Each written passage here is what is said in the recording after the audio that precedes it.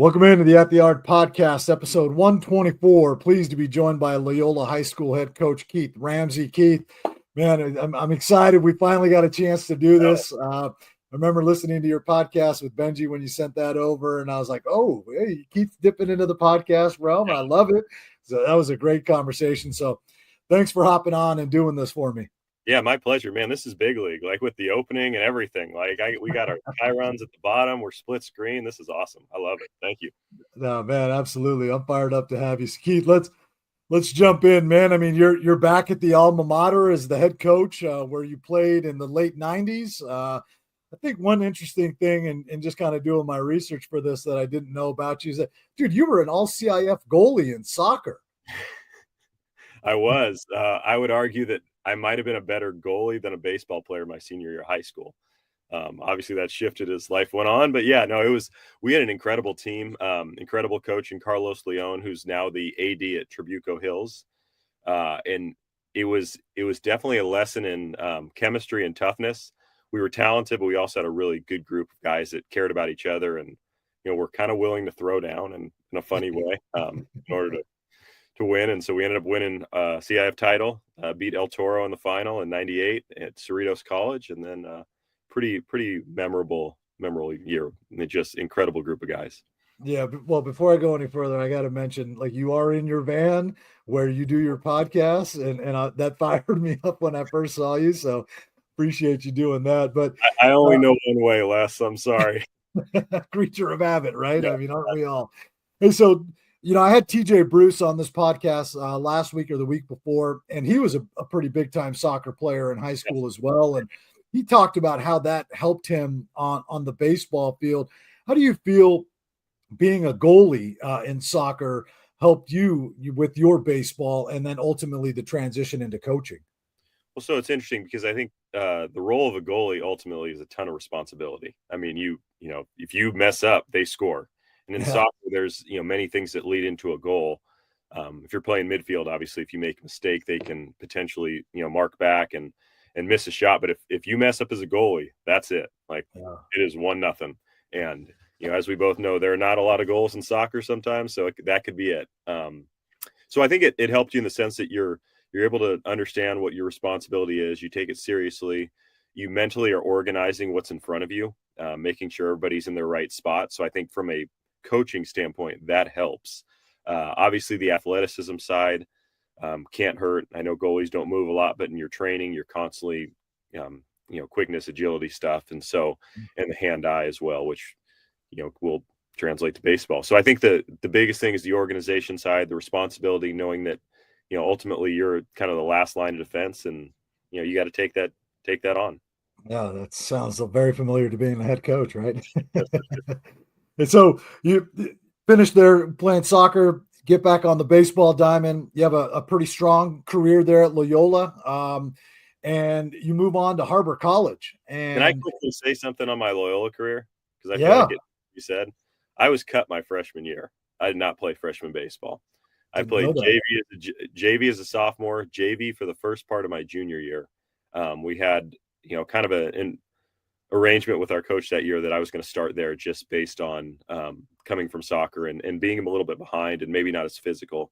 And then senior year, I actually started for the first time, really. End of the junior year, I started a little bit on the mound, but it was not a story of like just domination. It took a lot of perseverance and struggle. So I think the reason I want to bring that up is there are many kids in high school baseball that don't make the team their freshman year and end up being real impact guys down the line. And I would say, if this just happened to you, or maybe it just happened to you a year ago, to stick with it, because, it's such a time of transition. The high school years from 14 to 18 years old. So, just keep battling if it didn't happen. But then, yes, a great time at Loyola and then on to Harbor.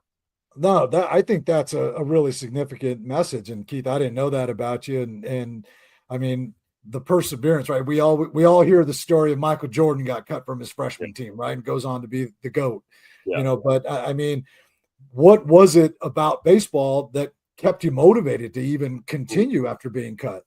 So that's a great one. Had a lot of success as a kid, didn't grow early, grew later, but always was one of the better athletes. But when you get to high school, as you know, you can be a great athlete. If you're not physical, it does not show well in a tryout.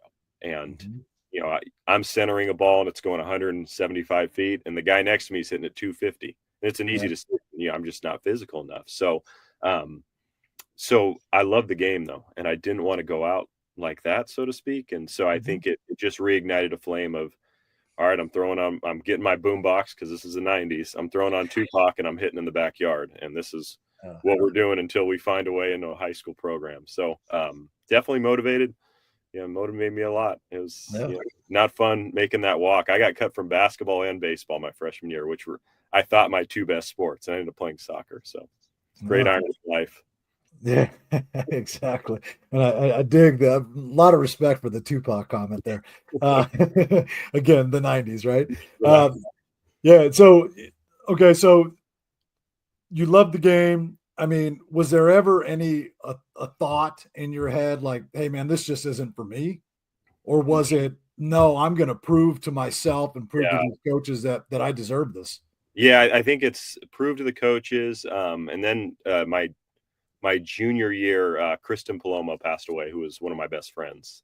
And you've heard me mention a little bit on the podcast with Benji, but that really was the defining moment in my life of like, all right, now I'm playing for two.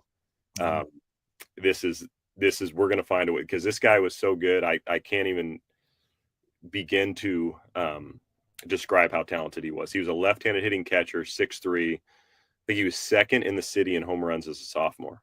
Receiving interest from Stanford, like this sophomore. And again, like physical kid, athletic, best swing. We had a local hitting coach named 𝕼𝕕𝕕𝕕 who played in the big leagues with the Royals, has a World Series championship ring. And literally Kristen goes to see him hit with one of our coaches now, Ryan Welch, who's our coach in Loyola's program, coach at USD. But Ryan and his dad take Kristen to go see 𝕼𝕕𝕕𝕕 because, we're going to talk about a hitting coach for him. And Leeper looks at him, goes, don't even touch him.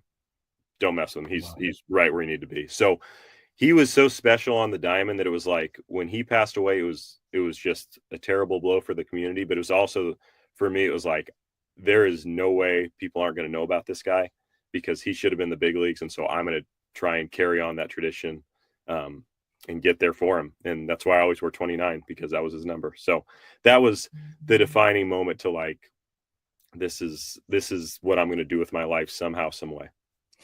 And I hate to bring it up, but I mean, you experienced tragedy as a coach at Loyola too. And I mean, how did your experience as a player losing one of your best friends help you kind of get through that for your current players, or your players at the time, I should say? I don't think anything necessarily prepares you. I think, everything's so unique, but I will say the one thing you realize is that your greatest job in this profession is to be there for your players. And, baseball is wonderful, but it's just the vehicle to be a role model and just try to do things right and constantly model what you would like your players to be. I think one thing that I try to do as well as I can is I care deeply about how they are as human beings. Like, if we win games, we have not won a lot of games my first 2 years of Loyola, and it's quite frankly been humbling. But by the same token, I think I can look back and look them all in the eye and tell them I gave them my best. I care about each and every one of them. If they ever need anything, we're here. And then when we lost Ryan, it was just the time to be as present as possible for them. And like I said, nothing replaces it. Ryan Times was a tremendous kid, a very good baseball player, meant a ton to our program, still means a ton to our program. We still pass around. We have his helmet in the game, like pretty much the player of the game, we hand his helmet to at the end of each game. And then that person then decides on who the next MVP of the game could be. And this gets passed around. It's kind of a special moment, but we try to honor him every way we can. How Kristen prepared me for that, I mean, I guess it gave me a little bit of a game plan, but man, it's, it still hurts me to this day, both of them. Still miss Ryan, still miss Kristen. I promised Benji I wouldn't make him cry on the podcast, and gosh dang it, Keith, I think it's you, man. It's you. But man, that's a really cool way to honor him. And I think, your players probably absolutely need that, and certainly appreciate it, I would imagine. Yeah, definitely. I think he was a kid that everybody really respected in the program. He had a very incredible demeanor where he would make everything feel fun. You'd get in an intense ball game, and I always go back to my first game at Loyola High School is against Aquinas, and Aquinas has everybody that they had that year, which was 2023. And I'm serious, before you can blink, it's like 8-0. And, this is like, I'm coming back to my alma mater and I'm excited. It's we're playing at 𝕼𝕳𝕕 under the lights, and it is a bloodbath before we can blink. And so I bring Ryan in out of the pen, and it was the most lighthearted look at me like, I got this, coach, we're good. And he got right out of the inning. And all of a sudden, we still got throttled, and he pitched great. And he was the only one who was kind of like a, silver lining to that game. But it was just the mindset of like, I got this, we're fine. Guys, we're good. Let's going to go compete. The score be what it will be, but let's get after this thing. The type of kid every winning team has, right? Absolutely. Yeah. So let's transition back to your playing days a little bit here. You spent some time at Harbor College, a couple of years there. Div mentioned, that he was on staff there, and here's this little scrawny guy from Loyola, but he said something along the lines of you being his favorite player to coach in his time there, and I thought that was a remarkable compliment. Awesome. And it sounds like you kind of carried that work ethic and that, for lack of better terms, that chip on your shoulder of being cut as a freshman throughout the rest of your career. But what was it about your time at Harbor that really helped you to elevate your game? Well, it's interesting because, I think everybody has their paths and they all kind of come together for a reason. I couldn't think of a better training ground than going to Loyola, learning to be a man for others, which is our slogan, and then going to Harbor, which is just toughness embodied. And I was a kid that was coming from Westchester. Always felt like I was tough, but it was a different level of toughness at Harbor that I had to match. And I had kind of the good foundation. My parents were awesome. One of those, backgrounds that have been so blessed in so many different ways. But the kind of the missing piece was I was tough. I wasn't that tough.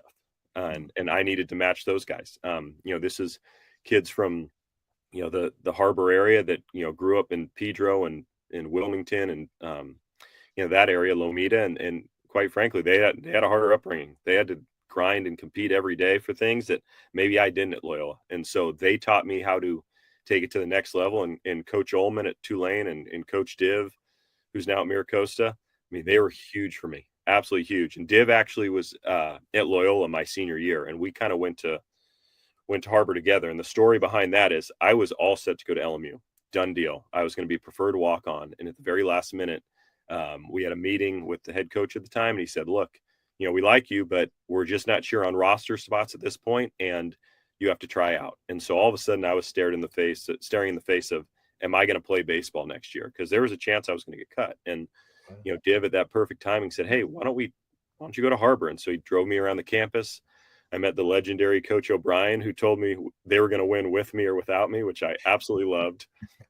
And then, Div painted a portrait, which was 100% accurate of, look, these guys will, they will fight for you. They will battle for you. Like the chemistry within this group will be unique to what you're used to. And it was perfect for me. I got the toughness that I needed, and already had some. I had great coaches at Loyola. Chris Pasamato, who's now at Torrey Pines, was my coach my senior year. I love that man. He really brought a ton of joy to our program and was a great coach. Carlos Leon, my soccer coach. I mean, we were running at 5:50 in the morning. So that piece was there. Like the foundation of toughness was there, but the final piece of like, you're going to work on the field and at Harbor, and you're going to, the smokestacks are going to be going off and there's going to be helicopters swirling, but we're still running because it was 1999 and things were different. But, Div was huge for me, huge impact in my life as a player, and really at the perfect timing, Coach 𝕉𝕚 as well, and it was a special place. Still so is. You have a pretty good couple of years there, all conference, if I'm not mistaken, and you make the move to the SEC, right? Which is a hot kind of league right now, especially. I mean, even back then it was, but right now it seems like every kid wants to go to the SEC. you go to the SEC as this California JUCO kid, play for Coach Lopez, I believe, out there at Florida. Coach Lopes, he's the best. Yeah, go play for him out there in Florida. Work yourself into an 11th round pick after 1 year and decide to come back, right? I mean, that's the move, huh? But it worked out in your favor, right? You come back and you end up being a 10th round pick. But walk us through the transition of going from Harbor to the SEC, A, and then B, what the lessons you learned at Harbor helped you thrive in the SEC. That's a great question, because what I would say is when I got to Florida, I was the smallest. I was a two-way guy when I got there. I was played, center, right, and then pitched. And so when I get there, I am the least physical pitcher on the staff immediately. I mean, it goes from, I'm 6'1", 100, and at the time, 65 pounds, and, got up to 180 semi-quickly with the SEC strength program. But, everybody's 6'5", 225, and you're immediately, oh my gosh, like these guys throw 90 plus when 90 plus was a big deal. This, the talent was insane. What Harbor taught me, and Loyola as well, was nobody's going to outlast me and nobody's going to outwork me. And, they might be better than me, but when the chips are down and when I'm in LSU and they're doing the voodoo doll things with my 29 jersey and sticking pins in, that they're not beating me mentally. And that was the greatest lessons I got at Harbor that then translated to Florida in the SEC, because quite frankly, those guys were good their whole life. They're better than me even when I was there. And so they didn't necessarily have the adversity growing up that I did. And, Coach Lopez saw that immediately, kind of recognized a like-minded person and, given his Harbor background. And so we bonded on that. And I love that man. He's a legend. He's a Hall of Famer for a reason. And, I keep going back to like being blessed with who's been in your life, but, all the people I've mentioned so far, like couldn't happen to, couldn't have scripted any better for who you want to kind of help you get going. And just to be clear, these are the days of gorilla ball, right? I mean, this is where you're flicking the wrist and it's going right, and it's going 450 feet. Yeah, it's great. So I'll tell you a story. My first year at Florida, I'm a junior. I'm starting in center field in a scrimmage. Come in to pitch the last inning, and a guy named 𝕉𝕉𝕕𝕕 goes 105 off my head right here into right field for a single. I mean, I threw the pitch, maybe blinked and got to that point, boom, single to right field off my head. So the dude, knocked out. Were you out? Were you down and out, or I mean, how the hell did you recover from that? I tried to pitch. They took me out, and I'm like, no, I'm fine. I'm good. I got this. I got this. These stupid things you do when you're 20 years old. But yeah. Right. But anyway, it was a different time. The bats were crazy. I mean, the BB core stuff, people joke now about like, oh man, I busted out the Beezer for BP. It's like, Beezer? You should have seen the -5s. Like, the Black Magics. Yeah, exactly. Yeah. So good memories. Yeah. So, okay. So let's go. You come back after being an 11th round pick. You are drafted in the 10th round and you start your pro ball career. What was that like for you? I mean, I presume, long bus rides on bad buses and eating PB&J a lot, right? So, yeah. So I was an interesting kid at times, a lot of different phases. I roll in my first day of pro ball. Chris Bando's our manager. Again, another incredible human being that I loved my time with. I got puka shells that are about this thick. I got huge earrings. And immediately he looks at me and goes, in no uncertain terms, like, take that garbage off. Yeah. You're charting today. We would like to get you in a game in the next couple of days, but this is not how you roll up to a baseball field. And so I quickly got versed on, collared shirts and khaki pants and looking professional. But that was a humbling moment as well, where before you can even shake the guy's hand, he's just looking at you like, what are we doing here? Like, what are we doing? So I mean, would that play today? Would that play today? I mean, in your position, question. It actually may be okay today. It was just, again, we revert back to, it's a different time. the definition of what professional looks like has very much changed in the last 20 years. Yeah. For better, for worse. Everybody has their own opinion on that. But at the time, it was like, man, you just, no, it's not doing that. So I learned quickly. Yeah, right. And so how long did you play pro ball for? And what's that? 11 years. 11 years. Then at what point was it like, hey, I got to start looking at things beyond pro baseball? Yeah, I think, man, that's a great question. I think I felt like I had a shot.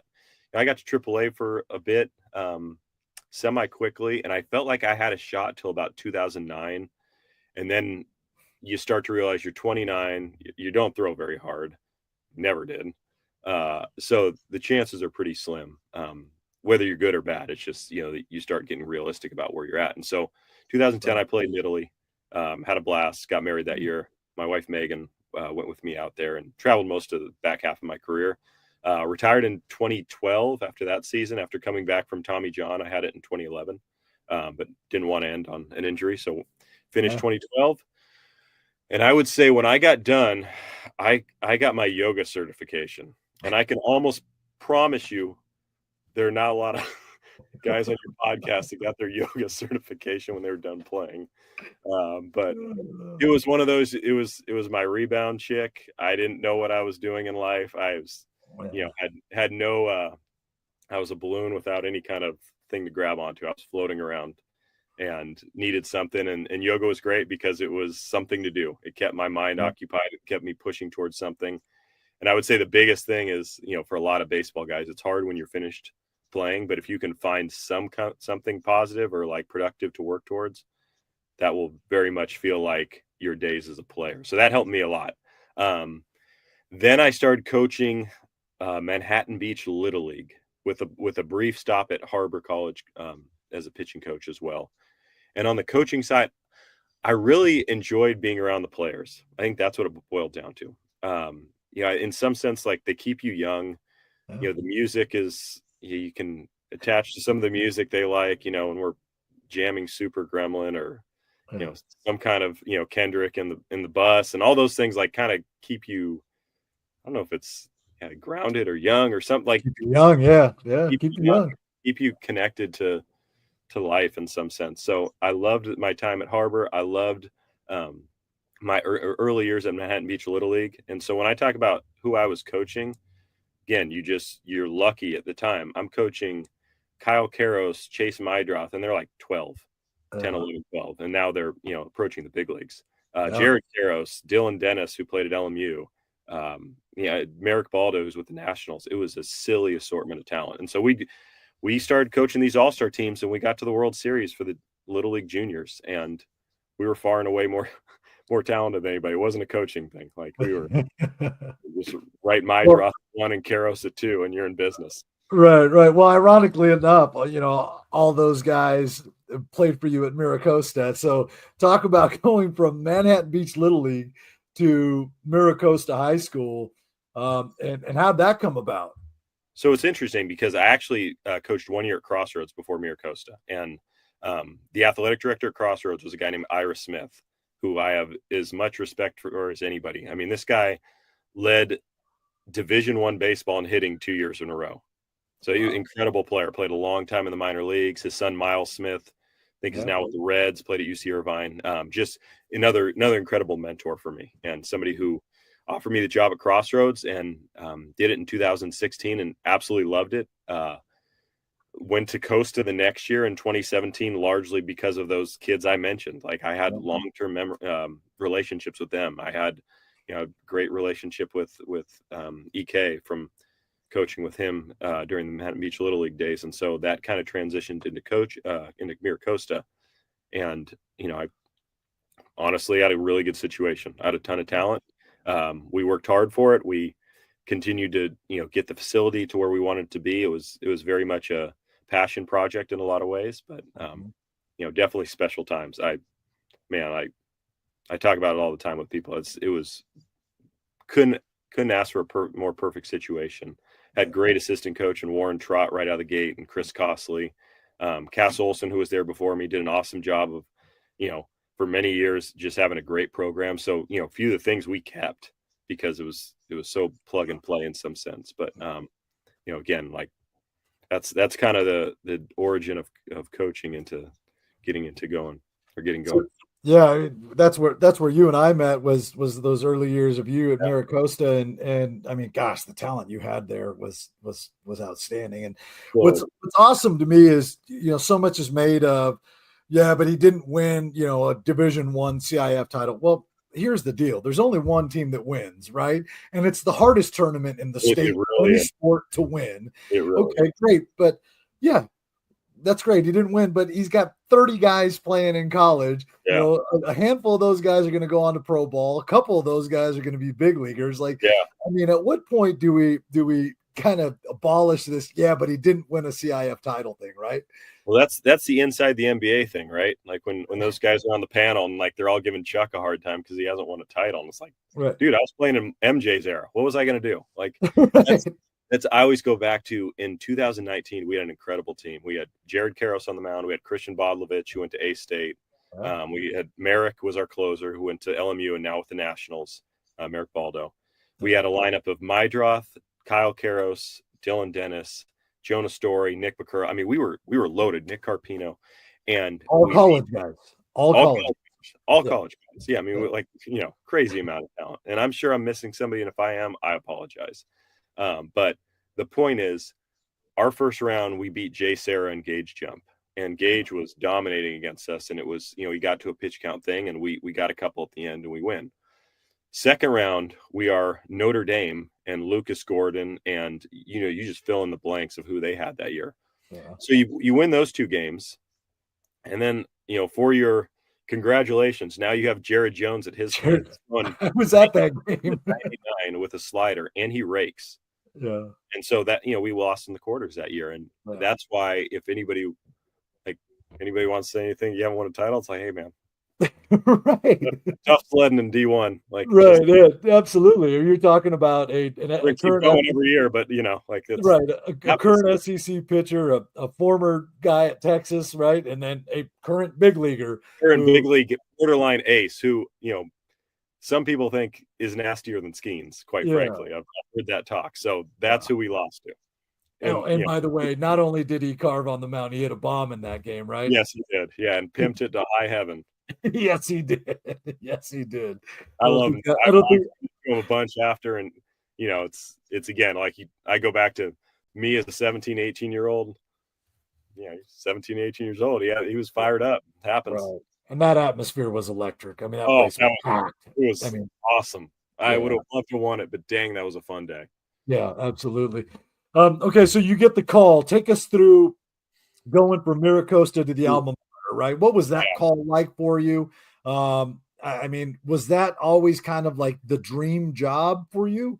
No, I you know, you initially think so. In 2013, I interviewed for it, and I was just out of playing, and I was, you know, you say everything happens for a reason. Everything happened for a reason on that one. I was not prepared.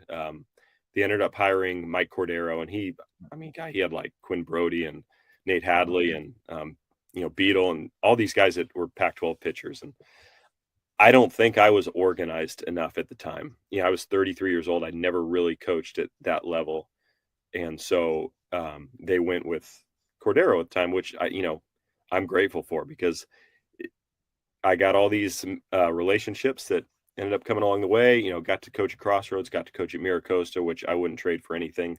So it was an incredibly tough decision to leave. You know, I love that place. I still love that place. There's so many people that I, you know, adore and respect, and, you know, the building, the facility, and so many people rallied around that concept of, you know, kind of a one town, one team, you know, feeling. And so we did a lot of special things there. I think for me, it ended up, I have two little boys, and, you know, the opportunity to send them to Loyola on its own was probably going to be pretty difficult. You know, it also, you know, it got to a point where you're like, you know, is there a new challenge out there? You know, the Mission League is incredibly difficult, and, you know, you get to match wits, and it's fun. Like, I enjoy the 3-game series. And, you know, so there's that battle of like, you know, do you stick around and continue, or do you try something new? And talking a lot with my family, and just on the family side, it felt like that was the decision at the time. And I, again, love MiraCosta, still love MiraCosta. We'll always miss MiraCosta in some sense, but also really excited to be where I'm at. And, I love my guys, and I'm excited for this year. Do you feel any added pressure? And I ask this question of all guys that Absolutely. Absolutely. Yeah. Yeah. I mean, honestly, like, you played there, right? I mean, Yes. do you feel that pressure, and how do you deal with it? You feel the pressure. It's not like overwhelming because it's high school baseball. But you do feel pressure because you want it to be good. You want people to look at it and be like, yeah, Loyola high school baseball, like, on the map. Whenever my goal at MiraCosta was, whenever anybody brought up the conversation of top programs in Southern California, I want to be in there. So it's like, when the Boris calls, when your tournament calls, like, we're going, because I want to be in the conversation of like, oh yeah, it's Huntington Beach, 𝕼𝕚, 𝕤𝕤𝕕𝕚, continue on that list. But then, I want MiraCosta to be in that conversation. That goal has not changed. It is, I want Loyola baseball now to be in that conversation. When they talk about the best programs in Southern California, it's almost like you have to mention us. We're not there yet, but we will be. And I'm confident in that. And, it's kind of those, you keep going till or die trying thing. And I'm confident we're moving direction wise. Well, I agree with that, because you look at your roster this year, and like, it seems like every year you've been there, the roster just kind of keeps getting better and better, and you get a big name back in Walter Urban this year.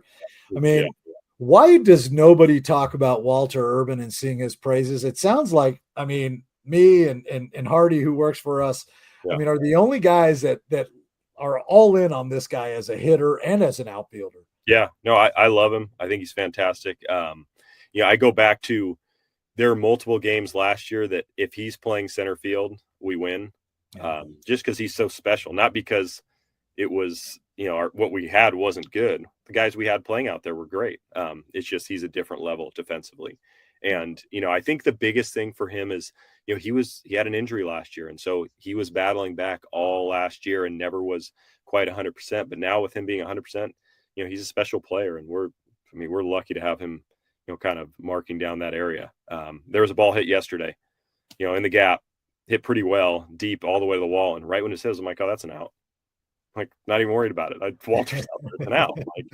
And so to have that is a huge benefit. And he's a special dude, works hard, good process oriented. Like, we're lucky to have him. Yeah, I mean, you have a pretty good roster, as mentioned. Like, take us through some of the other guys that have you excited for this 2025 season, and guys you're looking forward to seeing, kind of play out this season. Yeah, no, we really do. I think the biggest thing is, we're pretty athletic. The defense will run out. They all move really well. They have ability to throw at all positions. I really love the way James 𝕼𝕚𝕕𝕕's swinging the bat right now. I think he's a Division I guy. I may be crazy. I know the landscape of recruiting these days, but he just, the way he profiles as a hitter, when he gets back to 100% on the mound, he's going to be really good there as well. But he's been fantastic so far. Catcher Luca Marucci, been really good. It's difficult. That position's a difficult position in general, and you have to have the right mindset. And he's been incredible. I mean, he's an incredible leader.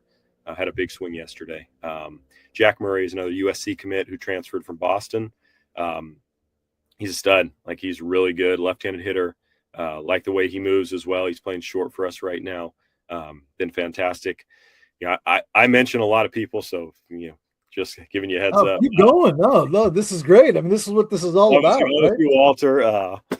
Love the way Magnus Mayers stepped up this year. He's been fantastic. He's playing second for us. Brandon Bendel is playing in multiple different positions, has done a really good job as well. Had to place him first. We have a kid named Bobby Rapp that transferred in from Windward that we love. Obviously, he's in the sit out right now, but man, he moves well. And I think he's another Division I left side guy that I like the way he moves, like the way he's bat to ball. And there's we got Andrew Cohen on the mound. Unfortunately, Alex Stern is down for a bit, but he was a really, really exciting guy. But we got Andrew Cohen on the mound that we like a lot right now. He's been, in upper 80s, low 90s, good slider. really come a long way. He's working hard. He's really bought into his body. And then James Cunningham was the Santa Clara commit. I think is as electric as anybody when he's right. And I think he's going to be right here in a bit. And we're excited for that day because, man, it's like 93 with a slider, and it's no bueno for hitters. So he's been awesome. We have Caden Chavez, who's a third-year varsity guy, left-handed pitcher. Really like what he brings there. And Robbie Papel was really good on the mound yesterday. And like we have good players. We had good players last year too. We really did. We had a really good senior group, and we had good players my first year. And it was, I think a lot of it was just trying to find. We were all trying to get to know each other really, and how this whole thing worked. And I think we lost 3 or 4 games at the end last year that I think if we were able to figure out a couple, we would have kept going further. But the goal this year is to finish games and give a championship effort every day. And I like where we're at. Culture is such a hot button topic, right? And it sounds like it super overused word. Right. It sounds like it took a year or two to kind of establish that a little bit, and maybe going now into year 3, it's at least understood a little bit better by the players. Yeah. What sort of things do you do to, for a lack of better terms, establish that culture of your program? And as a follow-up, what lessons from previous coaches, guys that you've raved about on this podcast already, are you trying to implement for your players currently? So I think, man, that's a great question. The culture thing is interesting because the culture before me was fine. It wasn't bad. It was just a different way of looking at things. I thought Sean did a really good job for many years over at Loyola, and they were, had some good years. For me, it's just, I just look at things a little bit different as far as what I'm asking my players to do. I played for a guy named 𝕠𝕕𝕤𝕕, who's obviously now the Diamondbacks manager. And the best thing Torrey did, in my opinion, was he remembered how hard it was to play the game. So if you have bad outing, he's not MFing you as you're coming off the field. Like he is truly empathetic to, like, this thing is hard. I'll never forget. We won it the year he managed us. We were in high A with the Kinston Indians, and he looked up. We were going through a tough patch, and he looks at us and goes, "Guys, I remember what it's like to look down that barrel and not be able to score a guy from third base with less than 2 outs. I remember it." His next follow-up comment was, "We got to get it done, but I know how that feels." And so I think on the managing side, the more you remember that this game is really hard, and as much as we like to tell ourselves now how great we were, quite frankly, we were really bad at times too, and had some horrible outings, and didn't come up big, and didn't clutch up, and all this stuff we expect all of our players to do all the time. So it's reminding ourselves and reminding our players that, like, look, if the effort is good, if we play with clear eyes and a full heart, I love Friday Night Lights, so got that one. Then you're a winner. Like, and the result might not be great, but we can work on the results. But if you don't have the effort, you don't have the day-to-day work ethic, you don't truly care about the guy next to you, then we're going to be in a tough spot. And I think this year's guys have done a really good job of understanding that. And it started early, and they've continued it. And like I said, that's why I kind of like where we're at right now. On that Friday Night Lights, good movie, better show, even better book. Interesting. Boogie Miles, man. Boogie Miles. You got to read that book. I haven't read the book. I love the movie. The show is like gold to me. The book is outstanding. And all those stuff. Oh, man, the best. It's worth it. I want to go back to something you talked about, 𝕤𝕤𝕤𝕕 being a D1 type guy, and I agree with you on that one. And so how do you deal with, like, the current landscape of recruiting with your guys, right? I mean, because this is a guy who 10 years ago is probably already committed. Yes. Right? And now it's like, okay, go out, have a big year, and hope that somebody notices, or start thinking about a backup plan, right? I mean, how do you deal with that as a head coach in this program? Yeah, I think the biggest thing I try to remind everybody is that there are many different paths to get to where you want to go to. Like, perfect example, junior college guy, and ended up getting to the SEC. So that's one. It's like not playing with this intense fear of, if it doesn't happen this year, I'm done. Like, understanding that there might be different routes, and they might look unique to what you thought they were going to be, but you can still do it. Number two is getting to the point mentally where you start telling yourself, like, I'm going to leave them no choice. And even if it doesn't happen, at least you can look yourself in the mirror at night and say, I gave it everything I had. That's kind of, and also then after that, getting to the point of realizing that ultimately some of this is out of your control and it isn't fair. And James, and I didn't bring up Davis Bender earlier, but Davis Bender's a college guy too, and he's been fantastic with us, playing outfield and infield. But these guys might not have the options they would have 5-10 years ago because of the transfer portal and how, most college coaches, unfortunately, are looking for older guys, which I understand. But, these high school guys are really good too. And you can potentially develop them and bring them along to the way you want them to be. So for a guy like James, it's just, play your butt off and use the adversity you're dealing with right now as some kind of chip. And that chip, the beautiful thing about it, when you develop it, it translates to everything in life. So, the same mindset that helps you get from, maybe not getting an opportunity to getting an opportunity will then take it into the workplace and then help you be a great dad and help you be a great husband and all those things that are way more important ultimately than your baseball career. Yeah, you touch on the 3 games a week, and I want to jump into that because it seems like a lot of leagues are going to that. Yeah. Is that, I mean, how do you construct your roster differently having to play 3 games a week versus, the customary 2? Well, I think you have to understand how much pitching depth you need. And it sounds bad, but when to really send out your guys and when to, try to keep them at bay, so to speak. I mean, there's times when you have to be like, we got to win this game right now. We got Harvard on the ropes.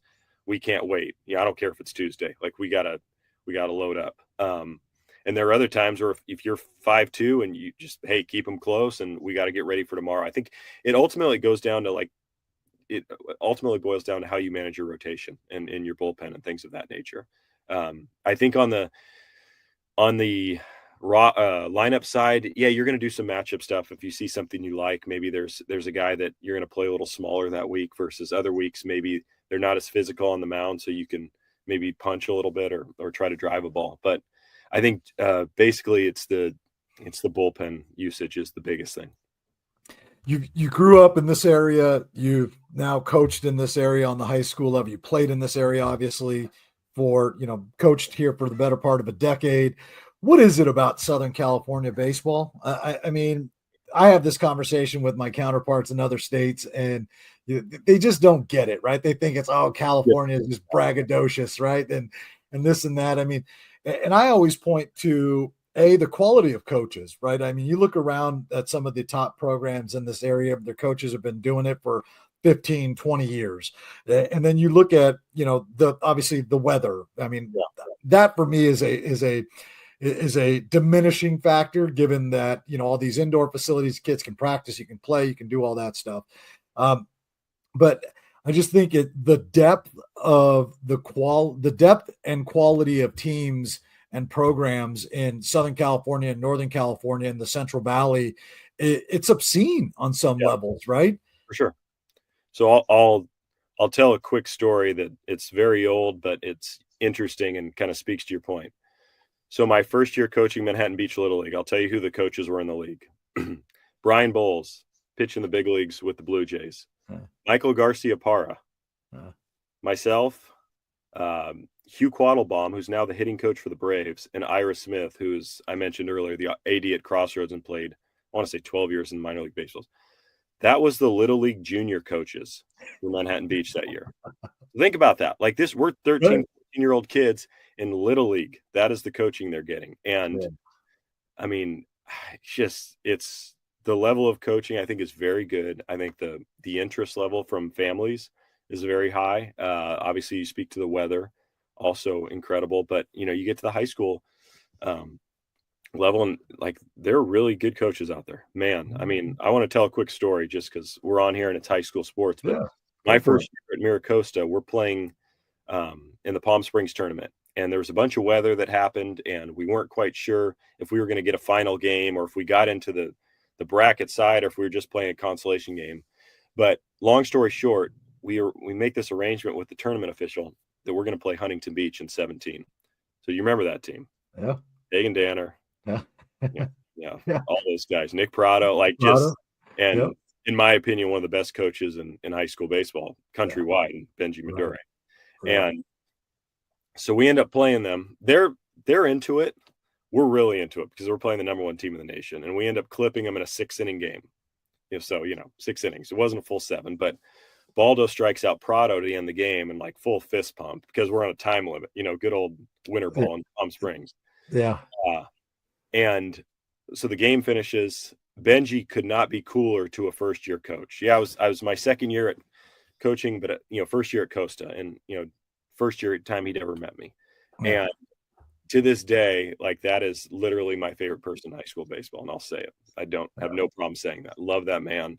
If something's up, I go straight to him. But the point is, people like that are coaching high school instead of college. Brett Kay, Jared Halpert, Tom Musborn, like, you can run down the list. Like, fantastic coaches coaching high school baseball when they could be coaching in college. And I think that has a lot to do with the level of talent. These guys take it super serious. The scouting is A+, the preparation is A+. That's what makes the 3-game series really fun on the coaching side, because you have to match wits with guys and really try to strategize for the long term versus just one game. And you talk about the Mission League. I'll run down the coaches for you: Tom Dill, Jared Halpert, Tom Musborn, Sham Court, Kyle Wilkerson. Randy's now at Alemany, so that's not easy. I mean, so it's a battle, but I think that has a lot to do with why high school baseball is so good. If you look at the quality of the coaches in the area and how well they prepare their teams, I think it's huge. Yeah, and I was, we had Benji on, like I mentioned. Sorry, Mike Glendenning too. Sorry, I Yeah. almost put you Mike at Crespi, but Yeah. I just won a CIF title 2 years ago. Yeah, right. I played for one. Yeah, absolutely. Yeah. I mean, yeah, and what, played in the big leagues, or played a long time in the minor leagues. Yeah, like right, that. Minor league. Yeah, I mean, yeah, exactly. Great dude. Talking to Benji, like, I got the sense from him, he's using TrackMan, he's using Blast, obviously he's in their commercials, and he's doing all sorts of, like, on the tech side. Are you guys doing that? Because I get the sense that a lot of programs are going to that, presenting that to their players. Obviously, A, it makes the program better, but B, it kind of prepares their guys. And Benji mentioned this, like, he's running that like a college program, right? I mean, that Huntington runs itself like a college program on a number of different levels. So I'm curious, are you guys doing anything with, like, the tech stuff in terms of, say TrackMan, Rapsodo, whatever it might be? Yeah, we have both. We lead on TrackMan a little bit more. I think the biggest thing that we try to do is we try to give them a baseline as to what they do well and how to lean into that as pitchers, and mostly on the pitching side right now. The hitting side, we use OnForm. Don't do blast motion as much, but we have a Rapsodo hitting that our hitting guys work with. And really our whole thing is how to get them to move well, how to help them to understand the analytics, how they can use that as a tool versus it using you in some sense. Not to chase it, but actually say, okay, my axis is 1230. Well, I'm probably a ride guy, so I'm going to stay behind the ball and throw a four-seamer. If I'm lower axis guy and less spin, I'm probably going to move towards a sinker. So little things like that, just trying to get them prepared for how to be the best version of themselves, but also it does in turn get them ready to have the conversations when they get to college and they're not looking at them like they're speaking a different language. Yeah, that's great to hear. I figured everybody in your guys' league is probably there or pretty close to being there with TrackMan and those sorts of things. I mean, there's no running from it, right? I mean, it's everywhere, right? And I love the fact that you're preparing these guys, like you said, so when they get to college, it's not a foreign language they're hearing. They have some familiarity with it. But then B, I mean, that could lead to an opportunity when they're done with baseball, right? So it's all part of that building that complete ball player, that complete person. Yeah, and you just never know what direction guys are going to go. I mean, some guys love the game and maybe aren't as talented, and maybe one day they're an AGM somewhere or an advanced scout. I mean, there's a lot of different jobs in this game, so there's no reason to kind of not push it towards that and help them understand all the different facets and ways that go into player development and evaluation. And so the more we can help with that, the better. Keith, I'll end with this. What has you the most excited about this 2025 season ahead of you guys? I think so. I have this whole belief system that it's nothing revolutionary, but like, I feel like varsity, JV, freshman, we're one program. Like there's no like, oh, here's the varsity, and then, oh, those are lowly JVs and freshmen. So that's new here, and that's something that's taken some time to get implemented. It's finally here. And so I think you start to build a program of a lot of depth. And then when the freshmen come in, it's the same terminology, it's the same signs. So everything is streamlined to the point where when they show up at varsity, there's not a whole lot of teaching going on as the basics. Their foundation's set. We have incredible coaches. We're so I mean, Ryan Welch is our JV head coach. It's silly that Ryan Welch is our JV head coach. He was coaching in college 2 years ago, but his dad was in charge of maintenance at Loyola for 25 years. His dad is older now, and Ryan saw an opportunity to come help his dad through the through the twilight of his life, and he's back helping, and he's been an incredible asset for me. I think our coaching staff, and Gabe Rodriguez, who works with our hitters and our strength side, and Isaac Friesen, who's our program pitching coordinator, fantastic. Gabe Veloz works with our infielders. These are guys that all have a great pedigree. Steve Ariano does a great job with our guys. And then you go to Ryan, and we have Dustin Allen. You remember Dustin Allen? Yeah. Arcadia? He's helping. Yeah. He's our JV assistant coach with Ryan, USD. Oh, literally just finished playing last year. He's now our, JV assistant coach, which again, silly. He's working with He's working with Walter Urban every day. The guy that was one of the best defensive center fielders on the West Coast, now working with, in my opinion, one of the best defensive center fielders. So did he play pro ball after USD? Just a little bit of indie ball. I think he's going to try to play again this offseason. Oh, got it. We all thought he was going to get drafted, and it was a big bummer. But incredible kid. Great that he's helping. Then we have, a kid who played for me, Max Jonas, who's our freshman coach. He played for me at Miracosta. And then we have a guy, Dave Williams, as his assistant coach, and Dave played for the Twins in the minor league. So I love our coaching staff. I love that we are able to really buy into the vision of we are one program. And that is something that the guys have started to get as well. And so they push that. There's a great amount of continuity at all three levels. They get along. And so I think that's going to almost like just push the tide over, and all of a sudden we're in the spot that we want to be. That's awesome. Keith, man, this has been a great conversation, and I'm so grateful that you made some time for it. Great seeing you. Yeah. Yeah, likewise. Absolutely, man. So I really appreciate you doing this. I wish you nothing but the best of luck this spring. Thanks. And I'll be seeing you probably sooner than later for sure, because there's a lot of momentum in your program right now from the outside looking in, and it's exciting for me, for you more than anything. Yeah, definitely. I appreciate that, man. Les, always good seeing you. You're the best. Appreciate it.